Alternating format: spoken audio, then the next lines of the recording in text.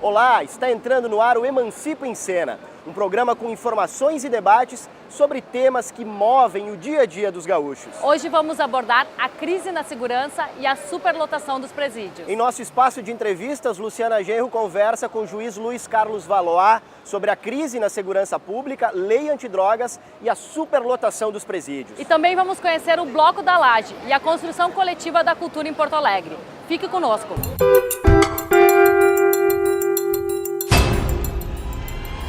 Os nossos presídios viraram um local de recrutamento de mão de obra para o crime.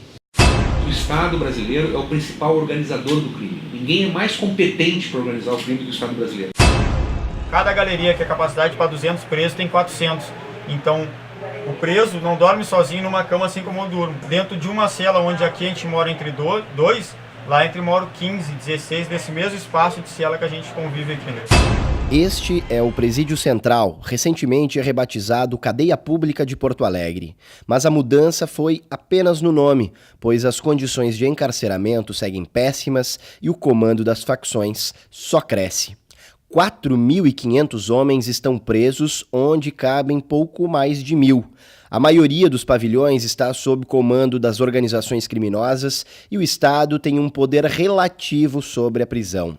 Neste vácuo é que as quadrilhas fazem novos soldados para a guerra do tráfico nas ruas da capital gaúcha. Dentro da cadeia, aquele preso que não tem uma visita, que não tem um apoio, acaba tendo o apoio das pessoas que têm mais poder aquisitivo no fundo da cadeia, né? Denominados patrões, né? E em tese fica uma troca de favor aquilo que tu recebeu para quando sair da rua tu retribuir, trabalhando para ele, ou roubando, ou traficando. E o que eles oferecem, o que eles te proporcionam? Dentro da cadeia, aquilo que o governo não consegue suprir pela superlotação que tem dentro do presídio central, que é uma boa alimentação, que é uma higiene, que é uma roupa. O juiz responsável pela fiscalização do presídio central aponta que esse apoio será pago com novos crimes do lado de fora. Então, a cooptação do sujeito primário novo está lá fora. O temor dele é o quê? Não ser morto, nem para os contra. Então, ele entra numa galeria, que vai dar para ele segurança, que depois vai dar para ele um potinho de margarina, que é onde vai botar comida para poder se alimentar. Esse grupo é que vai alimentar o preso.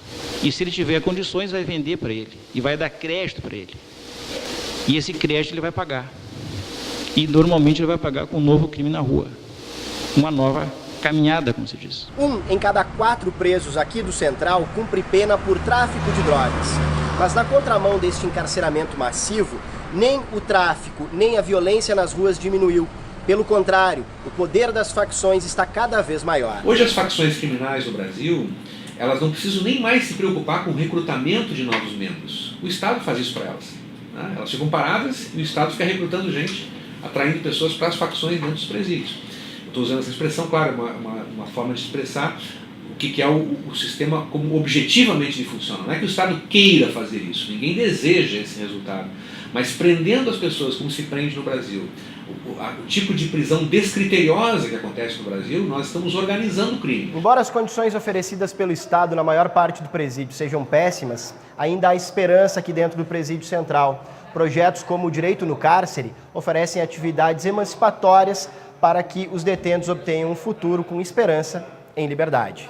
E procura proporcionar atividades que elevem a autoestima deles e proporcionem um ambiente com mais dignidade, que trabalham a questão da mudança do comportamento a partir de experiências socioculturais positivas.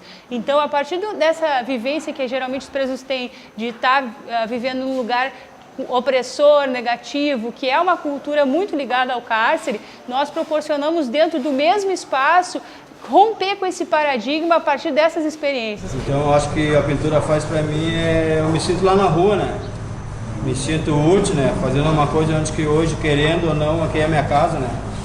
Se Deus quiser, 2018 eu indo embora. Dentro desse ambiente do sistema carcerário, o projeto é algo que empenha para a dignidade do preso, né? Algo que muito é criticado pela sociedade lá fora, coisas que a gente não é bicho, né? A prisão do menino que está jovem, pobre, na periferia, que está vendendo droga, não produz nenhum efeito no tráfico, né? Porque esse bonita vai ser preso e alguns minutos depois tem uma fila para ocupar o lugar dele lá, né?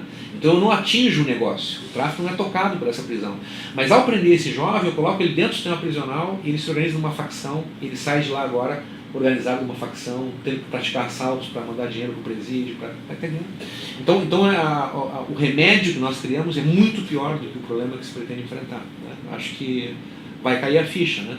Mas vai demorar, porque no Brasil essas coisas demoram, né? Boa noite. Nós estamos hoje estreando o nosso Emancipa em Cena, com uma entrevista muito especial com o juiz da Vara de Execução Penal de Manaus, Luiz Carlos Valois. Luiz Carlos Honório de Valois Coelho ganhou projeção internacional em janeiro deste ano ao negociar a libertação de reféns após o motim no complexo penitenciário Anísio Jobim, em Manaus, antes do massacre que terminou com mais de 50 mortos. Valois é conhecido por suas posições progressistas no direito, em especial na defesa dos direitos dos presos, que contrariam o chamado populismo penal. É doutor em criminologia pela Faculdade de Direito da Universidade de São Paulo e autor do livro Direito Penal da Guerra às Drogas. É também membro da Associação de Juízes para a Democracia. Então, Valois, um prazer te receber aqui em Porto Alegre. Eu sei que tu vieste para um seminário promovido pelo vereador Roberto Robaina e ficamos muito felizes em poder começar essa sequência de entrevistas do programa Emancipa em Cena com a tua participação e tocando num tema tão importante que é a situação do sistema penal e do sistema carcerário brasileiro. E tu participaste de um episódio extremamente dramático na história do nosso país, né? Que foi aquela carnificina ocorrida em Manaus, no presídio, que acabou com um saldo de mais de 50 presos mortos. E sei que tu cumpriste um papel muito importante diante de toda aquela cena de horror que tu te deparaste, na tentativa e no sucesso que tiveste para libertar os 12 reféns, que eram os agentes penitenciários que estavam ainda sob o poder dos presos. Como é que foi essa negociação? Como é que tu conseguiste essa libertação dos reféns? Como é que foi o diálogo com os presos que estavam naquele momento em rebelião? Primeiro eu quero dizer que é um prazer, tá? Estar aqui falando com você. É uma honra. E infelizmente tem que começar com esse assunto chato, mas necessário. Uma das primeiras coisas que eu vi e que foi uma lição para mim é quanto que a segurança pública no nosso país ela é feita de forma amadora. Os policiais, eles são chamados para aquela situação que eles não conhecem, que é o sistema penitenciário. O policial está acostumado a trabalhar na rua. Quer dizer, há alguns estados que já existe uma equipe para trabalhar com essa situação de crise direto com o sistema penitenciário. Sim, aqui em Porto Alegre é a Brigada Militar que cuida do presídio Exatamente, central. mas é sempre bom que tenha uma equipe especializada na questão do gerenciamento de crise. Porque no momento da rebelião, aquela equipe que está mesmo aqui em Porto Alegre, em São Paulo, é insuficiente. Essa é uma equipe do dia a dia. Aquela equipe que vai para uma rebelião dessa envergadura, que foi uma rebelião do presídio inteiro em rebelião, quer dizer, vão os policiais da rua para lá. Então eu vi muitos policiais, sabe, atordoados, não sabiam o que fazer, não sei o quê. A própria estrutura, a planta do estabelecimento penal, eles não tinham conhecimento. Quer dizer, em Manaus há policiais que já participaram de várias rebeliões, mas estão tudo aposentados. Por que a segurança pública não cria uma equipe, mesmo com pessoas que já passaram por ela, para poder ter instrução, um conselho, alguma coisa parecida? A segurança pública é sempre feita assim, sabe, de momento, de um assalto, de um roubo. Então, infelizmente, as rebeliões estão cada vez mais comuns, né? Qual foi o cenário que tu encontrou lá quando tu chegou no esse cenário da polícia ainda atordoada, né? Os presos tinham saído do regime fechado para o regime semiaberto, que ali é um complexo penitenciário. Tinham saído do fechado para o regime semiaberto. Eu falei isso, olha, não pode o preso sair para o semiaberto. Se os presos ficarem no semiaberto, a rebelião vai durar uma semana. Foi eu que instruí os policiais a evitarem de deixar os presos passarem para o semiaberto, porque no semiaberto havia a criação de gado, de animal. E a matança já tinha acontecido Já quando tinha chegou acontecido lá. quando já eu cheguei. tinha corpos. Não dava para ver corpo, porque estava tudo dentro do estabelecimento penal. E os agentes que estavam de refém, eles estavam aonde? Também estavam dentro, a gente não via, só era o E como é que cerco foi a negociação para eles liberarem os reféns? Bem, quando eu cheguei, o coronel já estava em contato com o preso tinha um rádio, o coronel tinha um rádio. Quando eu cheguei, foi possibilitada o encontro pessoalmente com os presos que estavam negociando pelo rádio. E aí, o primeiro contato eu já pedi para eles liberarem, eram 10 reféns, eu pedi para eles liberarem 3 imediatamente, porque eu tenho alguma autoridade sobre aqueles presos, porque eu sou juiz da execução penal e aqueles presos eram todos condenados, é uma outra coisa diferente dessa rebelião. Conhecia eles já de perto? Esses dois que vieram para negociar, sim. Sim. E aí eles disseram, olha, doutor, a gente tem que falar com os outros presos e tal, não sei o quê, mas obrigado por ter vindo e tal, o interesse é acabar a rebelião. O que parecia que aquilo não era uma rebelião, era simplesmente só uma chacina. Se um preso chega no presídio sem ser parte de uma quadrilha, ele é obrigado a se alinhar com alguém, porque o Estado não garante a integridade física dele ali dentro. É como eu sempre digo, a penitenciária é um depósito de pessoas ignorantes, que não têm educação, não tiveram, nem têm no sistema, não têm trabalho, ociosidade. Tá? Já vem de uma história de violência, de cometimento de crime, a gente coloca todo mundo junto, dá no que dá, não tem jeito. Pois é, agora tu trouxe um tema que eu queria te perguntar também, porque a lei de execução penal que a gente tem no Brasil é uma lei boa, né? Que garante um conjunto de direitos para o apenado, inclusive a obrigação ou o dever de oferecer a ele a possibilidade de trabalho, a possibilidade de estudo, e sem falar nas próprias condições, né, desumanas que as prisões hoje têm, né, de sujeira, de podridão, de superlotação. Mas a lei é boa. E tu és um juiz da execução penal, né? Em que medida, como juiz da execução penal, tu consegue encontrar brechas nesse sistema tão falho para fazer com que os direitos dos apenados sejam assegurados? Você vê, né? Chegamos a um ponto de um juiz ter que procurar brecha para poder fazer valer um direito. Mas é isso, né? E o juiz da execução penal ele pode muito pouco, porque a lei de execução penal dá pouco poder para o juiz, poder coercitivo, em face do Estado que descumpre a lei, o Estado por executivo. Tá? O juiz da execução penal não tem poder coercitivo para fazer o Estado fazer cumprir a lei de execução penal. As pessoas sempre me perguntam, falam, você diz que toda prisão no Brasil é ilegal.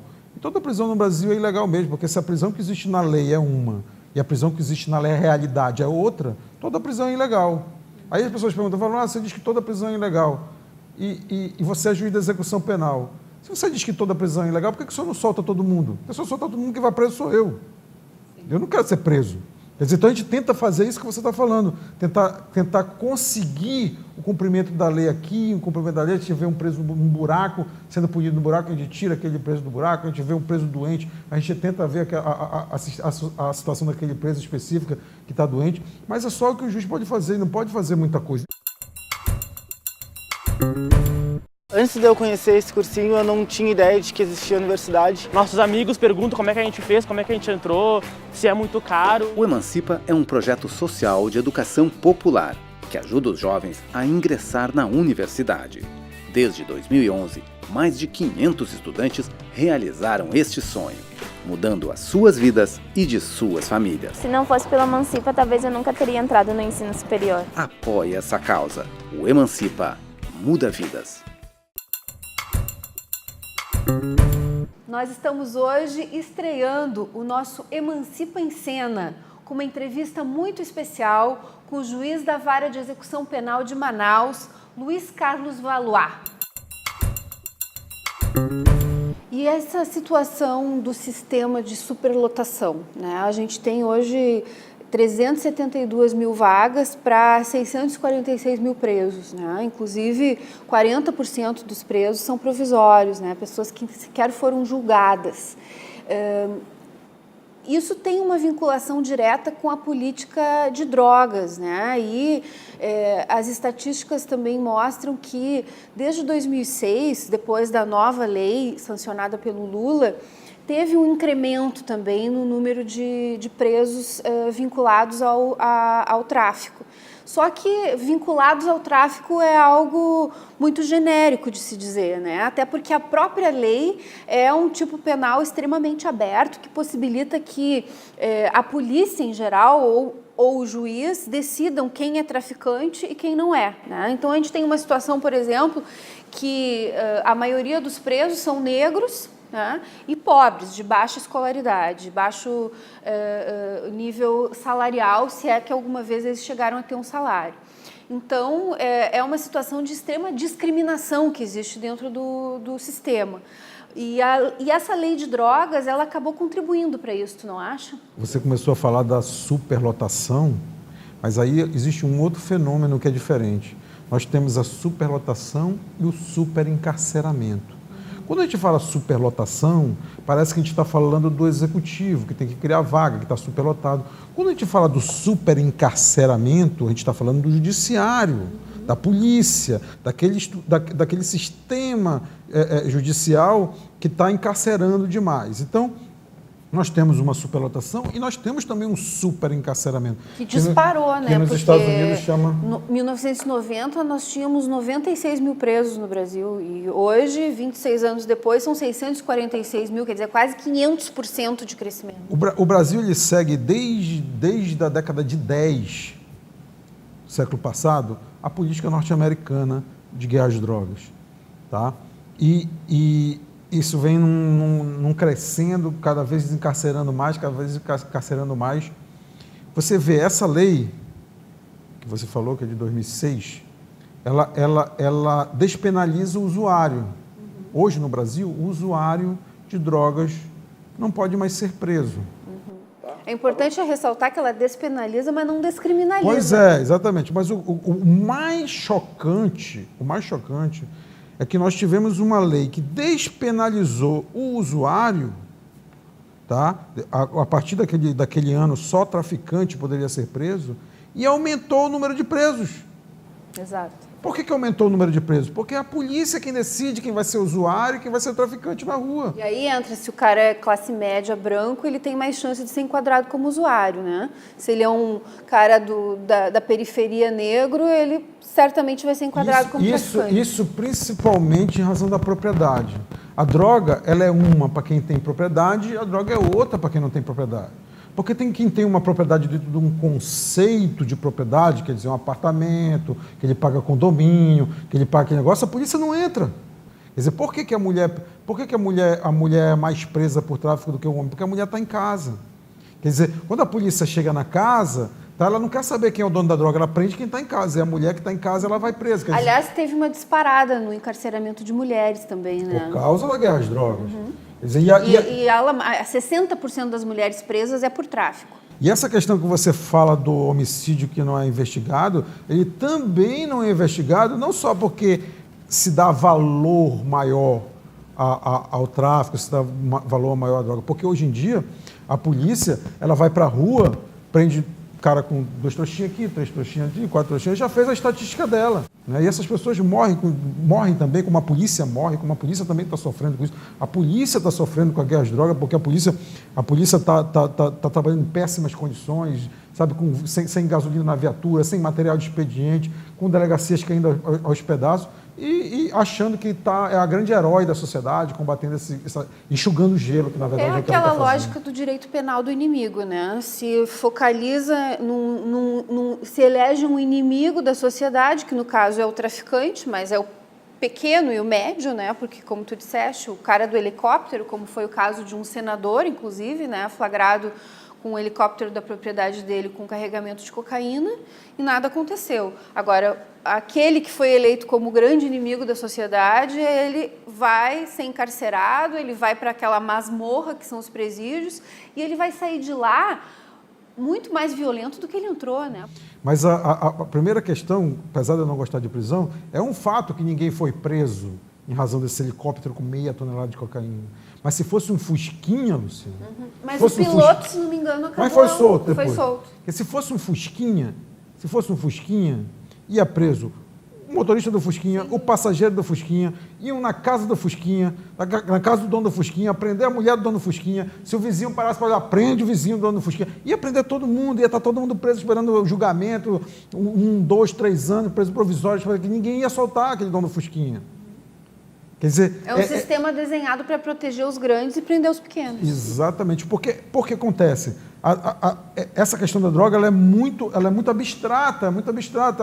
É perigoso, não é perigoso. Quer dizer, quem é perigoso? Quer dizer, o traficante é mais perigoso que aquele cara que quer usar a droga? Quer dizer, que está comprando a droga? Quem é mais perigoso? É tudo tão abstrato que eu posso dizer que qualquer um é perigoso. Eu pesquisando as atas da Assembleia Constituinte, que transformaram o tráfico em crime hediondo, o deputado constituinte dizia assim: nós temos que transformar o tráfico hediondo em crime hediondo porque nós temos que transformar todos os crimes violentos em crime hediondo. Tráfico de droga não é violento. Tráfico de droga é uma compra e venda. Ele se torna violento por causa da proibição. Exatamente. O dono de uma boca de fumo mata o dono da outra boca de fumo, vizinha, porque ele não pode ir no PROCON. Porque se pudesse no PROCON, ele não matava o dono da outra boca de fumo.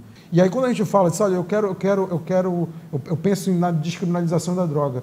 Por que você quer descriminalizar a droga? As pessoas perguntam logo isso. Por que eu quero descriminalizar? Ora, ninguém nunca perguntou por que criminalizar. Aí vem fazer a pergunta para mim. Quer dizer, nunca houve uma pergunta por que criminalizar. Nunca houve o Estado não tem condições de criminalizar. Agora fala que o Estado não tem condições de descriminalizar. Como o Estado não tem condições de descriminalizar se ele criminalizou sem condições de criminalizar? Pois é, tomara que toda essa situação dramática que a gente vive no sistema prisional brasileiro abra o debate sobre essas propostas de forma mais intensa e abra os olhos da sociedade. Eu queria te agradecer muito a oportunidade dessa conversa. Eu agradeço também. O risco que corre é de a gente acabar tendo que descriminalizar as drogas em razão da imposição dos próprios Estados Unidos, que estão descriminalizando, e a gente tem que descriminalizar para poder comprar a droga deles, né? Quer dizer, a gente está atrasado nesse debate mundial. Eu agradeço muito o convite de ter explicado aqui a minha tese, falado sobre o que eu penso do sistema penitenciário, agradeço a tua simpatia, que você é maravilhosa. Muito obrigado. Obrigada. Tomara que mais juízes como tu cada vez mais se façam ouvir na nossa sociedade. Obrigada a você pela sua audiência. A gente volta. Oi, eu sou a Gabi Tolotti, está começando o Emancipa Cultura. Hoje eu estou aqui na Laje, onde começou o Bloco da Laje. A gente vai falar com a Martina e com o Diego sobre carnaval, bloco de rua, Bloco da Laje.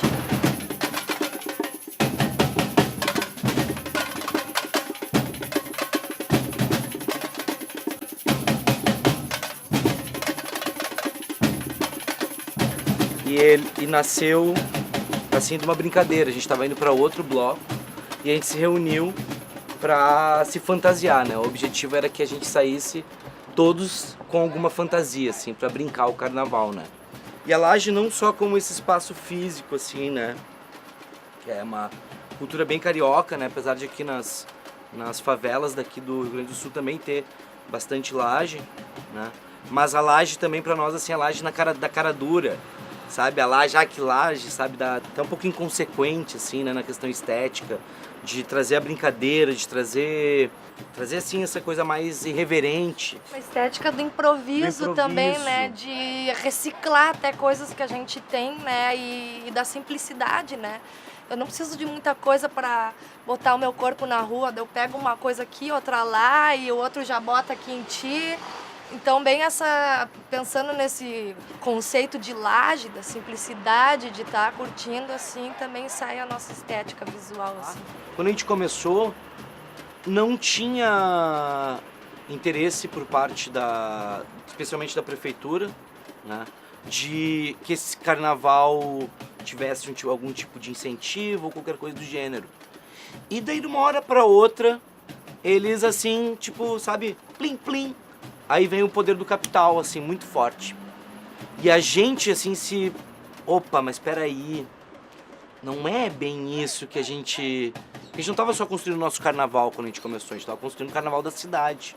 A gente não quer sair com um logo de uma cerveja na nossa testa, A gente não quer desfilar por baixo de camarotes, a gente não quer ter que deixar o prefeito, o vice-prefeito subir no nosso carro de som para dar discurso. É direito manifestar-se artisticamente na rua, de forma livre e espontânea. E a gente, nesse movimento artístico, a gente conta com isso. São as pessoas que querem estar na rua. E a gente acredita sim que a prefeitura deve reconhecer, em primeiro lugar, isso como um patrimônio cultural da sua cidade e valorizar também. Mas a nossa escolha é estar fazendo o que a comunidade gostaria que fosse feito, né? Que é importante para a cidade tá pulsando cultura, tá pulsando arte, né? É um exercício de cidadania, assim, é um espaço de exercer a alegria coletivamente, que é uma coisa que tem sido muito massacrada no ambiente urbano, no ambiente globalizado, né? A gente cada vez convive menos em comunidade, a gente cada vez dialoga menos, se olha menos. Então é um espaço de encontro coletivo muito forte dentro de uma cidade, dentro de um bairro, de uma comunidade. E um encontro ainda que promova a alegria e a liberdade é uma coisa muito potente, muito forte. E isso faz toda a diferença no nosso pensar a cidade, no nosso pensar as relações atualmente, né? Eu acho que essa é a potência maior.